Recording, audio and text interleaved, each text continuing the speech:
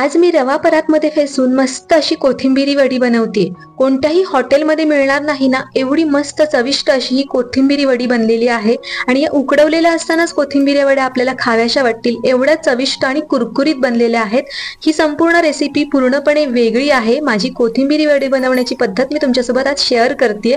चला तर मग रेसिपीला सुरुवात करूया। तर इथे मी एक जोडी कोथिंबिरी घेतलेली आहे, निवडून स्वच्छ धुवून घेतलेली आहे। आणि निवडतानाच मी कोथिंबिरीचे जे देठ आहेत ना ते वेगळेच निवडलेले आहेत, वेगळे धुतलेले आहेत। मात्र चाळणीवरती निथळायला ठेवताना हे देठ मी वरच्यावर अलगद ठेवलेले आहेत।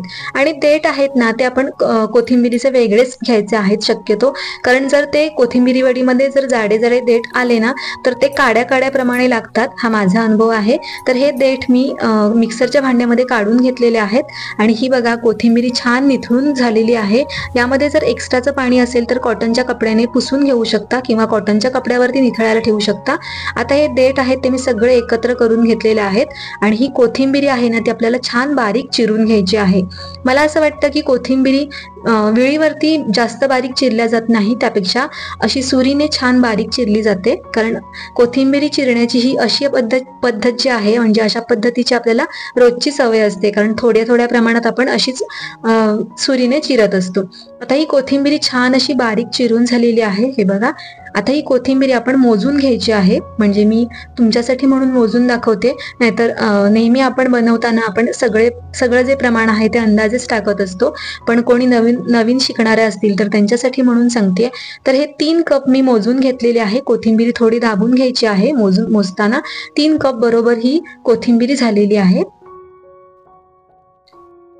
तरी संपूर्ण कोथिंबिरी मी मोजून घेतलेली आहे। त्या अंदाजाने मी इथे 5 मिरच्या घेतलेल्या आहेत हिरव्या। तर तुम्हाला किती तिखट किंवा कमी तिखट आवडते त्याप्रमाणे मिरचीचं प्रमाण कमी जास्त करू शकता। 1.5 इंच आलं घेतलेलं आहे, सोलून धुवून बारीक चिरून घेतलेले आहे। 5-6 लसूण पाकळ्या घेतलेल्या आहेत आणि 1 चमचाभर जिरं घेतलेलं आहे। आता इथे मी 3 टेबलस्पून धणे घेतलेले आहेत आणि धणे तव्यावरती गरम करून घ्यायचे आहेत। छान खमंग वास सुटला की हे भाजलेले धणे जे आहेत ते या मिश्रणासोबत घालून घ्यायचे आहेत। सोबतच अर्धी वाटीभर मी इथे ओलं खोबरं घेतलेलं आहे। ओलं खोबऱ्यामुळे आहे ना कोथिंबिरी वडी छान खुसखुशीत बनते, चवदार बनते। थोडंसं पाणी घातलं आणि बारीक अशी ही चटणी वाटून घेतली। आता हे बघा छान बारीक वाटलं गेलंय, अगदी धणे सुद्धा छान बारीक झालेत। आता एका तडका पॅन मध्ये मी पळीभर म्हणजे साधारण 2 टेबलस्पून इतकं तेल घातलं, हिंग घातलं आणि त्यामध्ये 2 चमचे पांढरे तीळ घालून घेतले।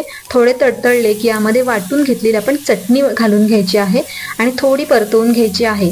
ही पद्धत जर तुम्ही केलीत ना तर कोथिंबिरी वडी खूप चविष्ट लागते। म्हणजे जसं की आपण बटाटे वडे बनवतो तर बटाटे वड्यासाठी सुद्धा चटणी असेल ती थोडीशी परतवून घेतली की बटाटे वड्याला कशी चव येते त्याच पद्धतीने या कोथिंबिरी वडीला सुद्धा चव येते। तर आता इथे मी अर्धी वाटीभर एकदम बारीक रवा घेतलेला आहे आणि 1 कप भर बेसन घेतलेले आहे। तर 2 कप मी संपूर्ण वडीसाठी या प्रमाणासाठी बेसन वापरलेलं आहे। 3 कप कोथिंबिरी झालेली होती त्यासाठी 2 कप बेसन वापरलेलं आहे आणि अर्धा कप 0 नंबरचा बारीक रवा वापरलेला आहे। जर 0 नंबरचा बारीक रवा तुमच्याकडे नसेल तर तो तुमच्याकडे जो शिऱ्याचा रवा असेल तो घेतला तरी पण चालेल, फक्त तो मिक्सरमधून फिरवून घ्यायचा आहे। साधारण पाऊण कप मी गरम पाणी वापरलेलं आहे म्हणजे हाताला सोसवेल इतपत, आणि त्यानंतर पुन्हा पाव कप पाणी वापरलेलं आहे म्हणजे मी अर्धा कप पाणी वापरलेलं आहे। आणि आता हे या मिश्रणामध्ये घालून घ्यायचं आहे म्हणजे रवा आणि बेसनामध्ये, आणि छान फेसून घ्यायचं आहे। तुम्ही आता बघू शकता या बेसनाचा आणि रव्याचा रंग कसा आहे, एकदम डार्क पिवळसर असा रंग आहे। आता साधारण 2 ते 3 मिनिटं झालेली आहेत मी फेसलेलं आहे आणि तुम्ही बघू शकता इथे कलर थोडा लाईट झालेला आहे। तर हे बघा मी आणखीन पुढे 2 मिनिटं म्हणजे बरोबर 4 ते साधारण 5 मिनिटच मी फेसलेलं आहे। आणि हे मिश्रण तुम्ही बघू शकता कलर एकदम लाईट झालेला आहे आणि एकदम सॉफ्ट झालेला आहे। म्हणजे जसं की आपण ढोकळा बनवताना सुद्धा मिश्रण जर जास्त फेटलं तर ढोकळा कसा मऊ आणि हलका होतो, किंवा अगदी बटाटे वड्याचं सुद्धा बेसन आहे ना ते जास्त फेटल्यानंतर त्याला कसा छान फ्लफीपणा येतो, बबल्स येतात आणि हलकं फुलकं होतं, क्रिस्पी होतं। तीच पद्धत आपल्याला वापरायची आहे जेणेकरून जी आपली कोथिंबिरी वडी आहे ना ती हलकी होईल, फुलेल छान आणि कुरकुरीतही होईल. आणि नंतर मी जे उरलेलं आपण आधीच काढून ठेवलेलं जे 1 कप बेसन होतं ना, ते सुद्धा मी यामध्ये घालून घेतलं. थोडं थोडं पाणी घालायचं आहे, पाणी भस्कन घालायचं नाहीये. पुन्हा फेसून घेतलं 1 मिनिट भरत आणि यामध्ये तांदूळाचं पीठ घातलेलं आहे पाव कप, कोथिंबीर चिरून घेतलेली घालून घेतलेली आहे आणि आपण जी चटणी वाटून घेतलेली आहे ती सुद्धा घालायची आहे. आता यामध्ये 1 छोटा चमचा हळद घातली, 1 चमचाभर घरचं लाल तिखट घालून घेतलं आणि चवीप्रमाणे मीठ घालायचं आहे. आता इथे तुम्हाला सांगायचं तर मिठाचं प्रमाण आपण कोथिंबिरी वडी बनवताना किंवा अळूवडी बनवताना चुकतं.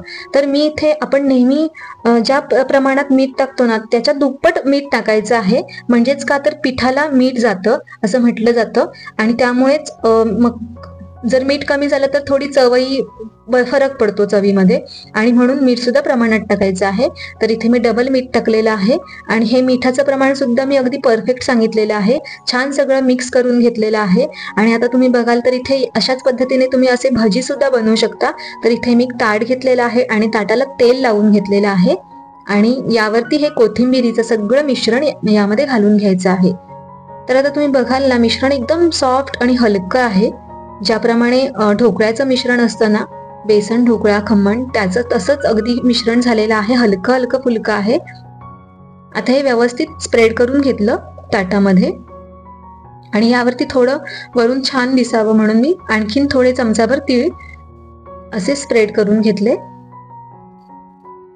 आता बघा किती मस्त असं दिसतंय वरून तीळ टाकल्यानंतर सुद्धा. आता एक कढई ठेवलेली आहे गॅसवरती, त्यामध्ये पाणी टाकलेलं आहे, एक स्टँड ठेवलेला आहे आणि कढई काळी पडू नये म्हणून लिंबाचा फोड सुद्धा घातलेला आहे आणि यामध्ये हे ताट कोथिंबिरी वडीचं ठेवून घ्यायचं आहे आणि 10 ते 15 मिनिटं चांगलं वाफवून घ्यायचं आहे हे मिश्रण. हे बघा छान वाफ आलेली आहे. बरोबर 15 मिनिटांनी मी गॅस बंद केलेला आहे आणि आमच्याकडे आज खूप जास्त पाऊस आहे, वारा आहे, त्यामुळे किचनमध्ये काळोख आहे आणि म्हणूनच तुम्हाला थोडक्यात मी व्ह्यू सुद्धा दाखवलेला आहे. आता हे मिश्रण मी सगळं थंड करून घेतलेलं आहे आणि फ्रीजमध्ये ठेवलेलं होतं आणि फ्रीजमध्ये ठेवल्यानंतर तुम्हाला दाखवते. याच्या फ्रीजमध्ये ठेवल्यामुळे काय होतं, हे ना अगदी पटकन सुटतं आणि याच्या वड्या सुद्धा छान पडतात, अजिबात तुटत नाहीत, कुस्कर होत नाहीत आणि याचा काठ सुद्धा छान सुटलेला आहे आधीच. आणि मी सुरीने थोडा सेल करून घेतला आणि बाजूचा एक भाग थोडासा सुरीने कट करून काढून घेतलेला आहे जेणेकरून. आणि तुम्ही बघाल मी जेव्हा हे मिश्रण टाकलेलं होतं ना तेव्हा एकदम फ्लॅट होतं म्हणजे असं, आणि ते फुलून अगदी डबल टिबल झालेलं आहे. हाच फरक आहे रवा आणि बेसन फेटलेल्याचा, फेटून कोथिंबिरी वडी केलेल्याचा.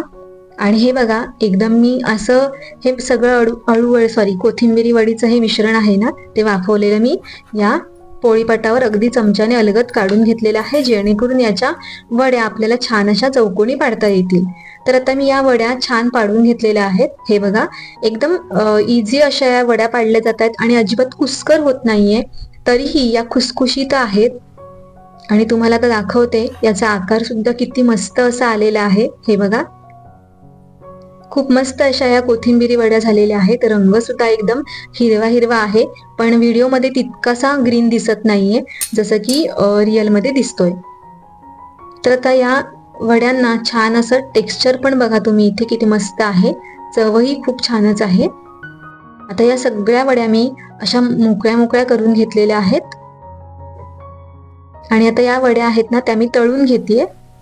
तर तुम्हाला जास्त ऑइली खायला आवडत नसेल तर तुम्ही तव्यावरती सुद्धा फ्राय पॅन मध्ये तळू शकता किंवा इथे मी कढईमध्ये तेलामध्येच तळून घेते.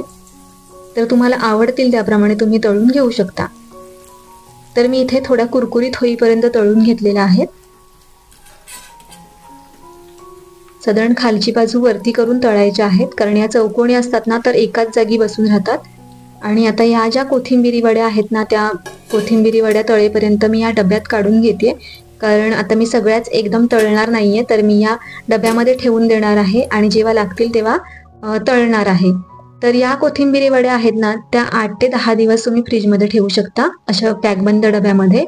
आणि या ज्या कोथिंबिरी वड्या आहेत ना त्या मी अशाच पद्धतीने आदल्या दिवशी करत असते आणि फ्रीजमध्ये ठेवत असते.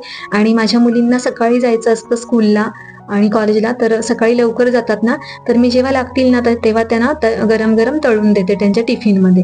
तर तुम्ही असं सुद्धा करू शकता.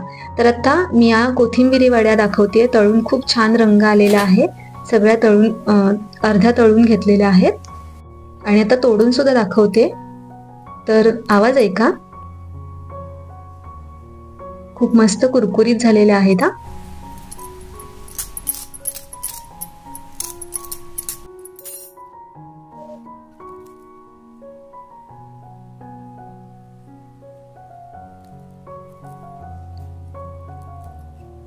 तर आतून सुद्धा छान शेकलेल्या आहेत, तळल्या गेलेल्या आहेत आणि खूप टेस्टी झालेल्या आहेत.